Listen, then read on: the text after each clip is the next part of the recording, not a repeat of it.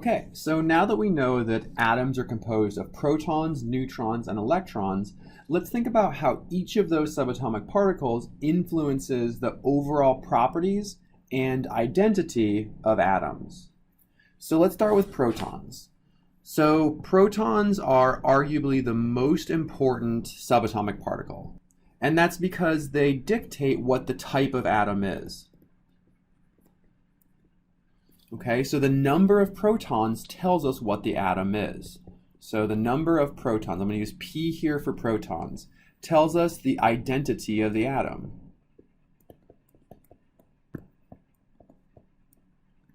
Okay, so for example, if an atom has exactly one proton, then this atom must be hydrogen.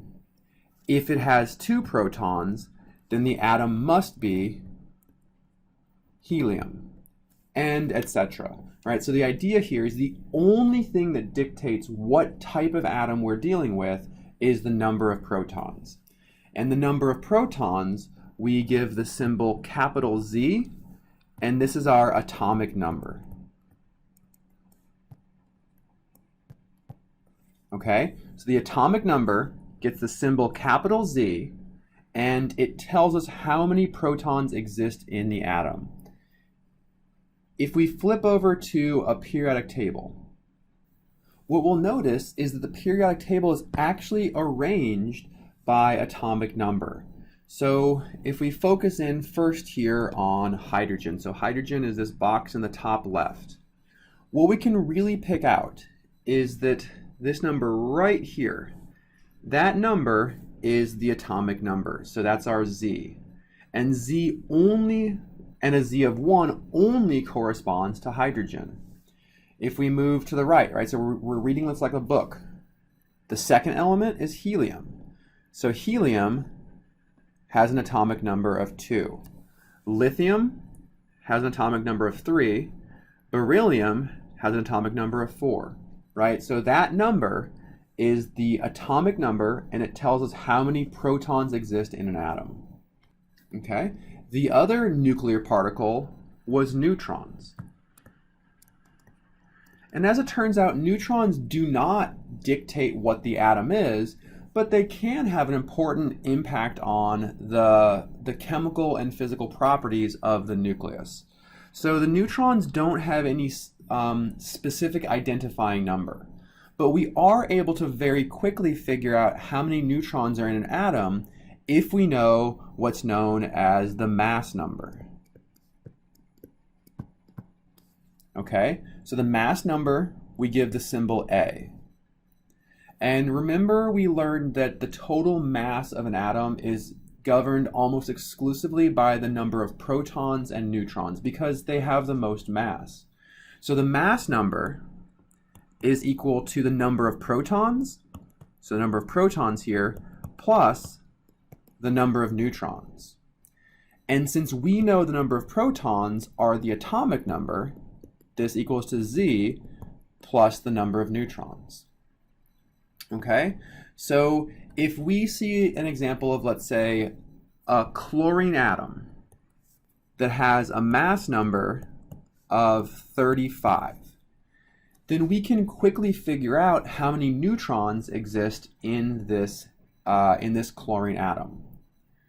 First things first, we want to figure out how many protons it has. To do that, we can flip over to our periodic table. We can find chlorine on our periodic table. It is element number 17. So chlorine has an atomic number of 17.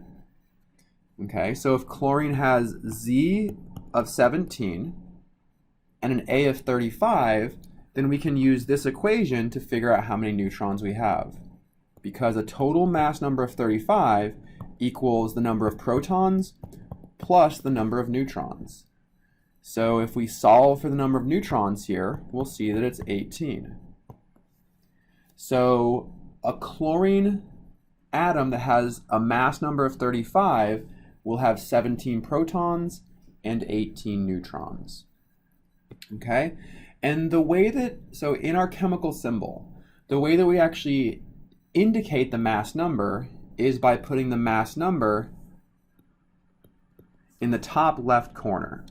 So a chlorine atom with a mass number of 35 would be written like this. And we could write it out longhand by saying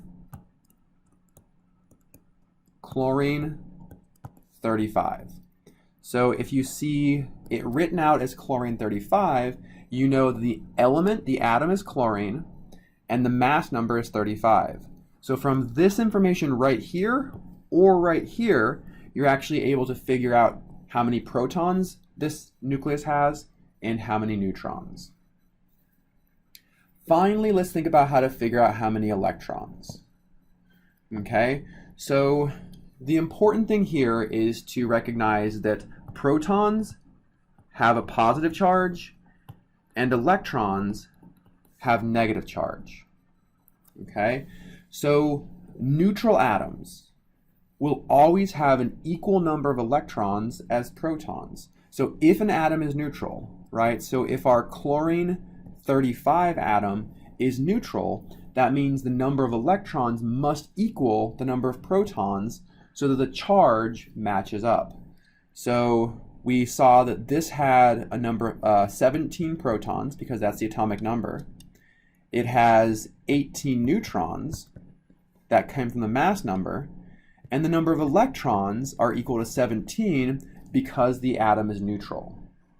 In this case, we'll have 17 electrons. Each of them have a -1 charge. We'll have 17 protons. Each of them have a +1 charge.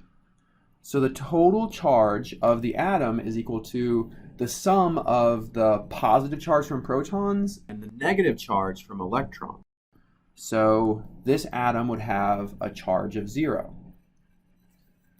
There are definitely situations where atoms are charged, right? So let's say, for example, we had our chlorine 35 atom, but it has a -1 charge.